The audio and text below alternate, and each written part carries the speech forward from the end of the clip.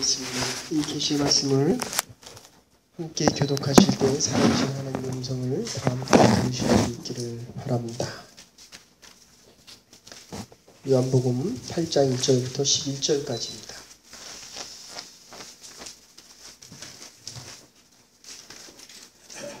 같이 한 절씩 교독하시겠습니다.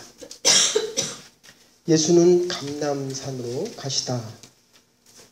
아침에 장소로 오시니 백성이 다 나오는지라 많은 사람들을 가르치시더니 서기관들과 바리새인들이 간음 중에 잡힌 여자를 끌고 와서 가운데 세우고 예수께서 말하되 선생이여 이 여자가 가늠하다가 하나님의 감사나이다. 모세는 율법에 이러한 여자를 돌로 치라 명하였거니와 선생은 어떻게 말하겠나이까? 그들이 이렇게 말하는 고발할 조건을 얻고자 하여 예수를 시험하려라. 예수께서 몸을 굽히사 손가락으로 땅에 쓰시니 저희가 묻기를 맞이 아니하는지라. 이에 일어나 가라사대 너희 중에 죄 없는 자가 먼저 돌로 치라 하시고 자신 몸을 굽혀 손가락으로 땅에 쓰시니 저희가 이 말씀을 듣고 양심의 가책을 받아 어른으로 시작하여 젊은이까지 하나씩 나가고 오직 예수와 그 가운데 섰는 여자만 남았더라. 예수께서 일어나사 여자 외에 아무도 없는 것을 보시고 이르시되 여자야 너를 고발하는 그들이 어디 있느냐? 너를 정죄한 자가 없느냐? 같이 보십시다. 대답하되 주여 없나이다. 예수께서 가라사대 나도 너를 정죄하지 아니하노니 가서 다시는 죄를 범치 말라 하시니라. 아멘. 오늘 우리에게 주신 하나님 말씀은 그 여자만 남았더라. 그 여자만 남았더라. 오늘 이 본문을 보면 우리가 잘 아는 본문인데도 몇 가지 질문이 있습니다. 저는 이 본문을 볼 때마다 예수님이 글을 쓰셨다는 말씀은 이곳에만 나타납니다. 그러면 예수님께서 무슨 글자로 글을 쓰셨을까? 아람어로 쓰셨을까? 헬라어로 쓰셨을까? 아니면 히브리어로 쓰셨을까? 아니면 라틴어로 쓰셨을까? 또 쓰셨다면 뭐라고 쓰셨을까? 그리고 왜 이 여자만, 가늠한 이 여자만 데려왔을까? 그 남편은 어디다 두고 가늠한 여자만 데려왔을까? 원래 이 가늠한 그 당시의 법으로는, 유대인의 법으로는 가늠했으면 그 자리에서 돌로 들어쳐도 됩니다. 근데 뭐로 여기까지 데려왔을까? 여기는 예루살렘 안에 예수님께서 말씀을 가르치시던 곳입니다. 남편을 어디다 두고 이 여인만 데려왔을까? 그리고도 지금 이 여인을 데려온 군중들은 물론 그 밑에 보면 예수님을 책잡거나 고소하기 위해 데려왔다. 그러니까 사실은 이 가늠한 여인에 대한 주인공은 가늠한 여인은 조연이고 사실은 예수님이 주연입니다. 그런데 그 여자만 남았더라.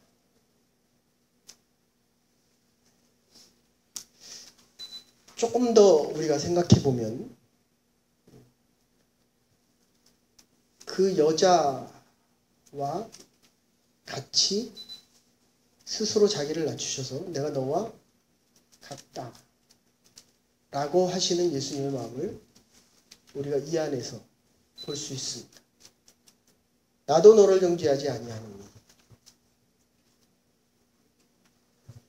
예수님이 가늠한 여인과 같은 위치에 내려가는 것을 볼 수 있습니다. 여러분들, 우리가 잘 아는 주홍글씨 하는 그 소설이 있습니다. 나다나엘 호손이 쓴 의사 남편하고 결혼하고 원치 않는 결혼을 하고 그 다음에 어디로 이사 갔는데 남편이 늦게 옵니다. 마음이 없어서 그런지 그 의사 남편이 또 다른 사람하고 정분이 나서 그런지 늦게 왔을 때 이 마을에서 그것도 또 목사님하고 눈이 맞았어. 저하고 눈이 맞았다니까 또 안 쳐다보는. 눈이 맞아서 아이를 낳습니다.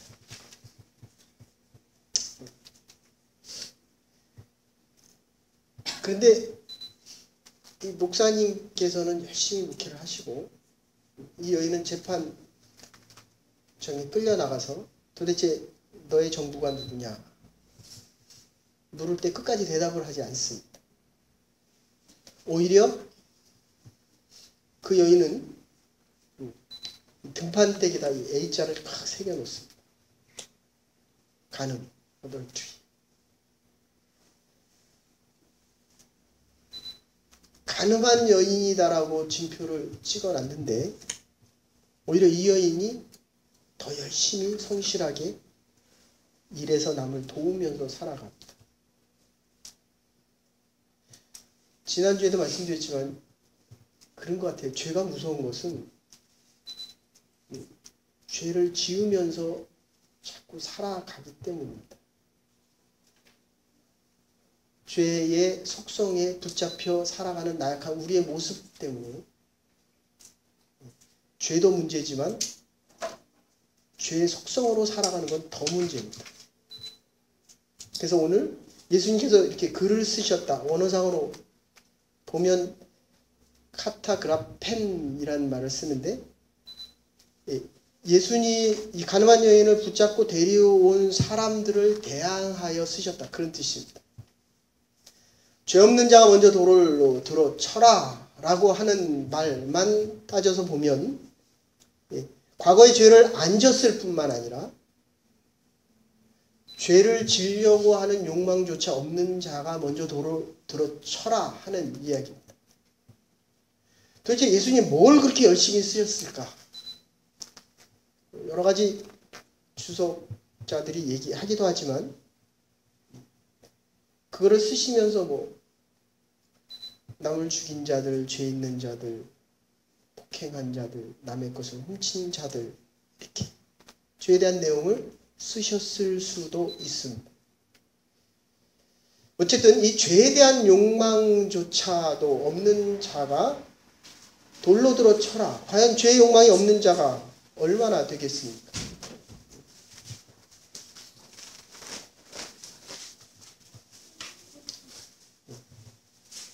녹음이 안 되면 참 좋겠는데 우리 강사범은 어떤 마음으로 나갔겠습니까? 일단 물어보세요. 하나님의 말씀을 못 듣는 마음으로 갔습니까? 아니면 돈 버는 기쁨으로 나갔습니까? 한 달만 참으십시오. 근데 이 목사님, 주원구시에 나오는 이 목사님이 열심히 목회를 합니다. 죄를 짓고도 죄를 안 지은 것처럼 또는 무시하는 것처럼. 근데 그 여인은 자기가 가늠한 여인이라는 이 쇠사슬을 가지고 더 성실하게. 근데 이게 쓰인 그 당시의 미국 사회가 청교도 사회입니다. 그 청교도들은 당시에 그 마을이 하나님의 나라가 되는 그 꿈과 이상이 있었어요. 미국 사회가. 근데 그게 얼마나 허무라는 것을 의사라는 사람을 등장시켜서 가늠한 여인의 부인을 등장시켜서 그리고 목사님을 등장시켜서 비판적인 입장을 취하고 있는 겁니다. 그 남편이 다시 돌아와서 여자 주인공을 보고 도대체 너희 정부가 누구냐를 집요하게 추적합니다. 그러면서 아내를 비판하거나 판단하려고 하는 그 죄 때문에 더 악해지기 시작합니다. 마지막 스토리는 결국 이 목사님이 스스로 죽어가는 장면으로 끝이 납니다. 근데 그 아이가 아주 좀 비정상은 아닌데 비정상적인 아이였습니다. 아버지가 마지막에 입맞춤을 하면서 그 아이가 회복되어지는 모습이 나타납니다.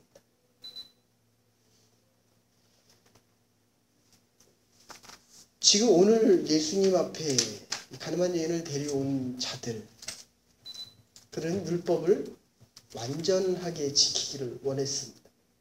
율법을 지켜야 하나님의 나라가 온다고 생각했습니다. 우리도 살아가다 보면 남이 잘못한 것을 절대로 용납하기 싫어하는 마음이 있습니다. 그건 용납해서도 아니 됩니다. 유대 사람들은 용납을 절대로 안 해야 내가 의인이 되고 하나님의 나라에 갈 수 있기 때문에 이 가늠한 여인을 반드시 죽여야 됐습니다. 그래서 예수님에게 데리고 와서 이 여인을 죽여야 됩니까? 어찌 해야 됩니까? 물어보는 이유는 당신이 유대인으로서 유대인의 법을 지킬 것인가 지키지 아니할 것인가를 묻고 있습니다. 돌로 들어 치라고 했으면 예수님이 설교하고 말씀하고 이웃들에게 가르치던 사랑이 없는 자가 되고, 더 중요한 것은 유대의 법을, 모세의 십계명을 어기는 게 됩니다. 근데 반대로 돌을 들어 쳐서 죽이라고 하면 로마의 법을 어깁니다. 당시에 사람을 죽일 수 있는 유일한 것은 로마 법만이 사람을 죽일 수 있었기 때문입니다. 그래서 우리가 잘 아는 이야기 중에 라이놀드 리버가 그렇게 이야기합니다. 하나님, 나에게 용기가 필요합니다. 하지 말아야 될 것은 하지 않을 수 있는 용기를 주시고, 하지 못할 것은 내가 받아들일 수 있는 마음의 평정함을 주시고, 해야 될 것과 하지 말아야 될 것을 구별해야 할 때는 구별할 수 있는 지혜를 주십시오. 살아가다 보면 우리가 정말 해야 될 것을 용기가 없어서 못할 때가 얼마나 많습니까? 할 수 없는 것을 내가 받아들여야 됨에도 마음의 평안이 없어서 이거를 받아들이고도 얼마나 으쌰으쌰합니다. 화가 나고 열불이 터집니다. 이게 모르겠어요. 제가 인격이 성숙이 안 돼서 그런지 이게 나이가 드니까 화가 더 나더라고요. 힘이 없어서 그런지, 절제, 통제가 이게 잘 안 돼서 그런지, 인격의 수련이 안 돼서 그런지. 그래서 이게 참는 것도 젊어야 참을 수 있어요. 근데 참아야 되는 것과 참지 말아야 되는 것의 구분을 하기가 얼마나 어렵습니까? 이거를 지혜다. 지금 예수님께서 잠깐 기다리십니다. 여러분들 데모 해보셨습니까? 저도 데모를 좀, 우리 조 집사님은 아주 많이 하셨고, 저희들은 조금 했고, 근데 이게 돌을 던지잖아요. 저는 돌도 던져보고, 돌도 맞아보는 입장이에요. 진압도 나가봤고, 돌도 던져봤고. 근데 이게 보도블록 정말 아픕니다. 쇠로 맞는 것 같이. 근데 더 무서운 거는 이 눈을 이게 한 번 던지잖아요. 그럼 눈이 충혈됩니다. 2개 던지고 싶습니다. 거기다가 옆에 친구가 이렇게 맞아서 넘어지잖아요. 그러면 이게 뚜껑이 진짜 열리고 휙 돌아갑니다. 그래서 예수님이 앉아서 쓰시지 않았을까. 그들의 광분하는 눈을 보기를 원치 않으셨을지도 모르겠습니다. 그리고 그 시간을 봅니다. 참 그런 것 같아요. 한 번만 참으면 되는데 이게 한 번 참기가 어려워요. 한 번 참으면 2번 참을 수 있는데 한 번 화를 내면 그 다음은 이게 열이 더 납니다. 그리고 이게 여러분들 데모도 제가 옛날에 참 잘해요. 왜 혼자 데모를 안 할까? 요새 1인 데모도 많이 하는데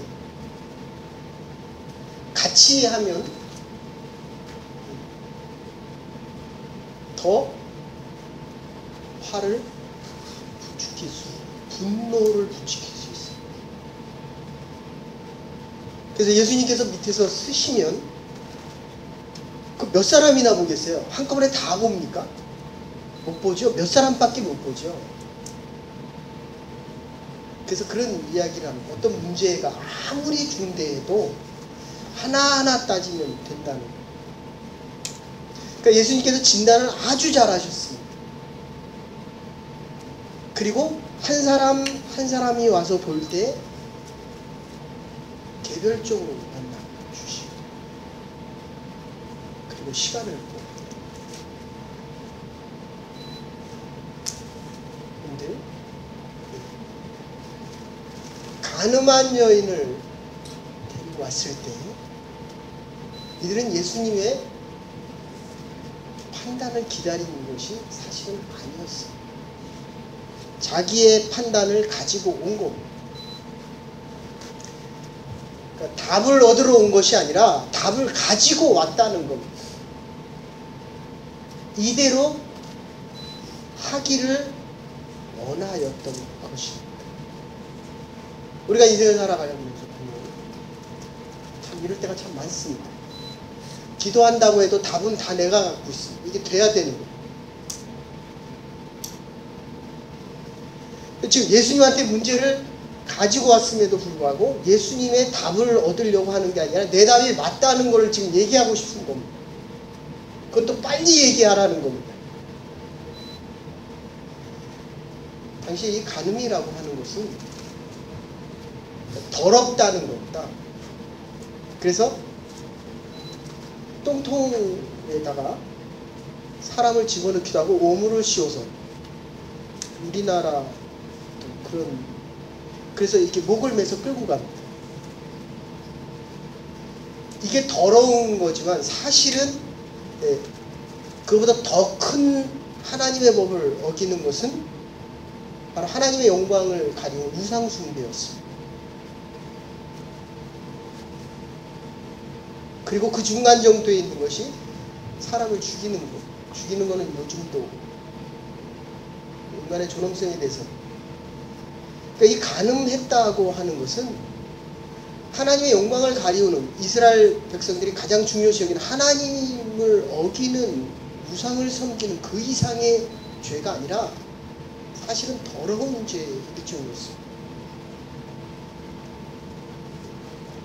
그런데 예수님에게 갖고 와서 자기들이 예수님보다 더 낫고 자기의 믿음과 자기들이 지키는 이 율법에 대한 준수가 예수님의 사랑보다도 더 나은 것을 지금 확인하고 싶었던 것입니다. 혹시 레마르크의 서부전선에 이상이 없다 그런 책이 있습니다. 영화로도 나왔는데 30년 정도에 나와서 다시 최근에 저는 영화를 못 봤습니다. 근데 거기 보면 그런 장면이 나옵니다. 1차 세계대전 당시 독일에서 자란 어린 친구들이 한 10세대에서 15 1차 세계대전에 나갑니다. 그래서 한 7, 8 부류가 가서 열심히 전쟁을 해서 나중에 전투에서 막 사람을 쏘는데 한참 쏘고 나니까 자기 친구들이 하나씩 죽어가. 그리고 다 죽어갔어. 그리고 나중에 외치는 절규가 있어요. 내 사랑하는 친구들을 사랑했던 아버지와 어머니가 막 생각이 납니다. 그리고 자기 총에 맞아 죽어간 그들의 두려움이 막 생각이 납니다. 자기도 너무 두려운 거예요. 일을 하지만 자기도 너무 무서운 거예요.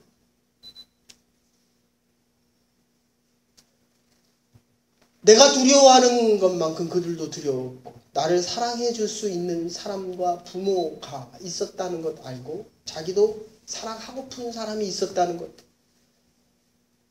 자기 친구들뿐만 아니라 그 사람들도, 자기 총에 맞아 죽어간 사람들도 형제와 부모와 친구, 그 두려움이 있었다는 사실을 새롭게 깨닫습니다. 여러분, 이 오늘 가늠하다 끌려온 사람, 여러분들 보십시오. 바리새인과 서기관, 하나님을 잘 믿는다고 하는 사람들이 데려왔습니다. 하나님의 관심은 분명히 사람입니다. 이 율법이라고 하는 것은 사람을 존중하는 겁니다. 조금 더 나가면 사람을 사랑하라는 겁니다. 근데 우리가 인생을 살아가다 보면 이 사랑한다는 말 때문에, 그죠? 내가 원하는 걸 해줘야 사랑이잖아요.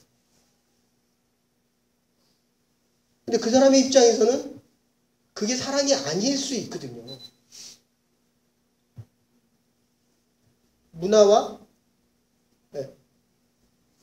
나라를 떠나면, 일본이라는 나라는 아직도 2차 세계대전 때 범한 성노예, 이것도 아직도 자기들이 잘못이 없다. 근데 독일은 전부 다 잘못했다. 자기네가 전부 다 잘못했다. 국가 브랜드가 지난달에 미국이 1위였는데 독일이 1위로 올라섰습니다. 다시는 전쟁을 못 일으킨다. 전쟁에 대한 무기를 일본은 독일은 다시는 못 만든다. 일본은 또 만들어요. 자, 보십시오. 이 가늠한 여인을 데려왔을 때 지금 누가 떠나갑니까? 가늠한 여인을 죽이고자 했던 서기관과 바리새인들이, 예수님을 책잡으려고 했던, 예수님을 고소하려고 했던 그들이 단 한마디에 떠나갑니다. 죄 없는 자가 먼저 돌을 들어쳐. 그런데 우리가 인생을 살아가면서 저도 그렇습니다. 내가 옳다고 하면 참 기분이 좋아요. 그리고 나는 맞고 싶습니다. 나는 반드시 맞아야 됩니다. 틀렸다고 하면 기분이 참 나쁩니다. 근데 살다 보면 늘 맞을 수도 없고 늘 틀릴 수도 없는 것이 현실이고 사실입니다. 더더군다나 진리에 가까우면,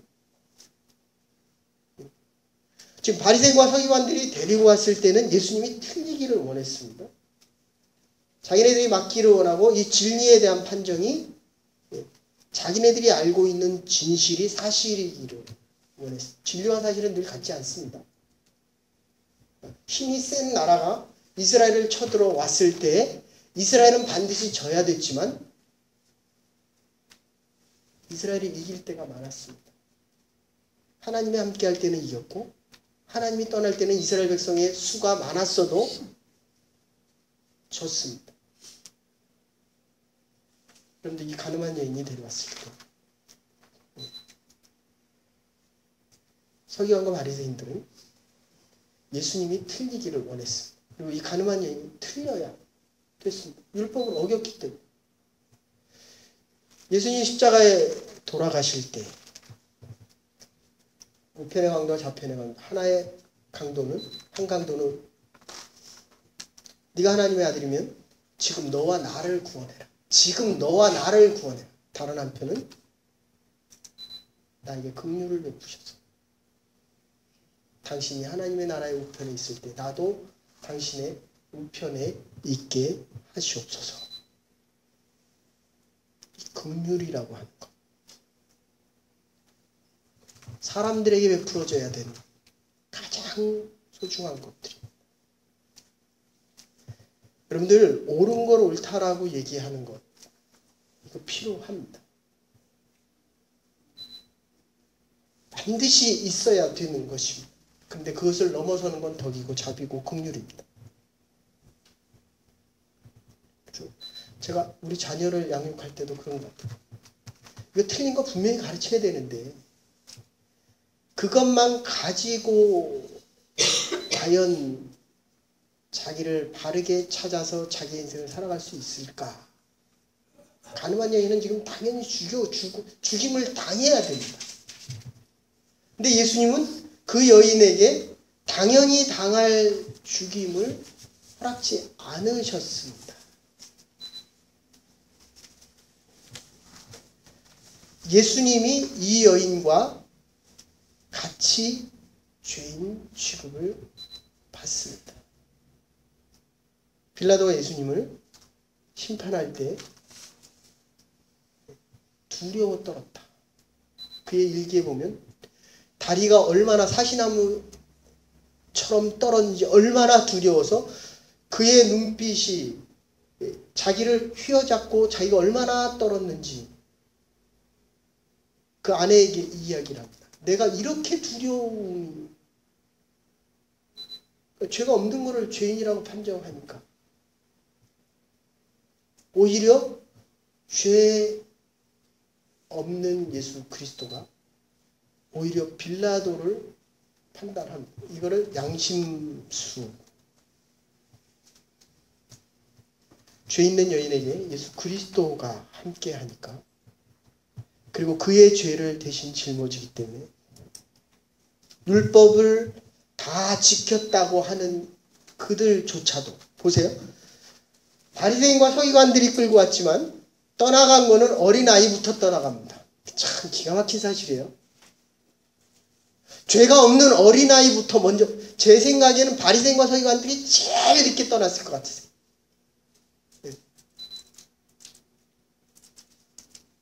다른 사람에게는 적어도 죄가 없이 보이는 사람들, 갈라디아서 6장 1절에 그렇게 이야기합니다. 너를 돌이켜봐라.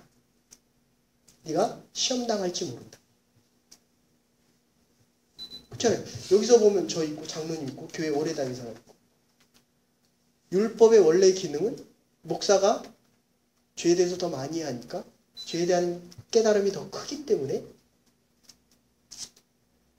더 큰 죄입니다. 그런데도 누가 제일 늦게 갑니까? 어떤 어린아이가 제일 먼저 갔다는 거예요. 그리고 노인들, 아마 서기관과 바리새인들은 언제 갔는지는 모르겠지만 아마 제일 늦게 가지 않았나. 여러분들 중요한 것은 예수님께서 가늠한 여인의 편에 서서 자기의 의를 드러내시지 않고 가늠한 여인의 죄를 짊어지셨다는 것입니다. 이걸 성육신이다 이렇게 표현합니다.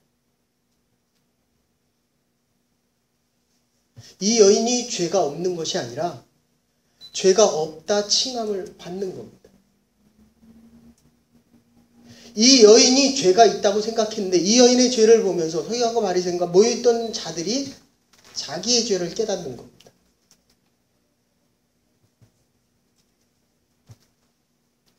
여러분들, 우리가 인생을 살아가면서 많은 이야기를 합니다. 내가 죄인이고 너는 의인이다 라고 말하는 사람들이 그렇게 많지 않습니다. 다 내가 의인이고 네가 죄인이다 이렇게 얘기합니다. 그래서 아픕니다. 그래서 그 여인은 돌에 맞아 죽어야 했습니다.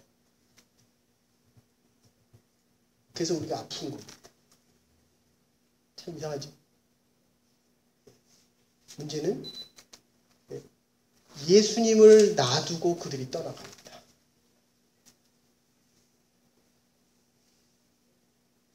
그런데 우리가 스스로 의인이라고 생각할 때 우리는 예수님을 떠날 수밖에 없습니다.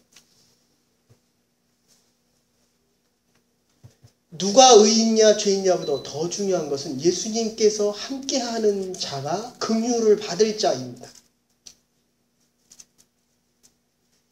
어떠한 어려움이 있어도 적어도 예수님만은 나와 함께 하셔야 됩니다. 내가 옳다고 생각하면 결국 나는 예수님을 떠날 수밖에 없습니다. 예수님 필요 없잖아요. 예수님의 긍휼이 필요 없잖아요. 예수님의 사랑이 없어도 살아갈 수 있잖아요. 예수님이 우리의 부족함을 짊어질 때 그의 사랑과 긍휼이 느껴집니다. 다른 사람이 다 떠나도 적어도 예수님은 우리와 함께 할 수 있어야 돼요. 자기가 의롭다고 하는 자들은 결국은 예수님을 떠날 수밖에 없습니다. 그래서 그 여자만 남았습니다. 죄인이었던 그 여자 곁에 예수님만 남았습니다. 오늘 이 시간에 우리 주님께서 저와 여러분을 찾아왔으면 좋겠습니다. 우리가 예수님을 떠나가는 것이 아니라 우리가 그 어떤 자리에 있더라도 예수님 우리를 찾아오실 것입니다. 이거를 긍휼이라고 얘기하고 이거를 겸손이다. 예수님께서 이 땅에 오신 이유입니다. 우리가 살다가 좀 어렵고 힘들고 지칠 때라도 그분이 우리를 찾아오시는 것 때문에 여기에 용서가 있고 치유가 있고 회복이 있습니다. 살아가야 될 이유가 있습니다. 조금 더 힘을 내서 우리가 2015년을 기대해 보십시다. 주님께서 우리를 찾아오셔서 하실 일이 있기 때문입니다. 이 믿음 속에서 또 한 주간도 힘있게 그분과 함께 살아갈 수 있는 저와 여러분과 하나님의 교회가 될 수 있기를 주의 이름으로 축원합니다. 하나님 감사합니다. 믿음의 백성들 오늘도 주의 음성 듣고 주의 말씀 듣고 새롭게 결단하며 하나님께서 주신 그 일들 비판하고 판단하고 정죄하여 예수님을 떠나는 우리의 인생이 아니라 그것 때문에 우리의 마음이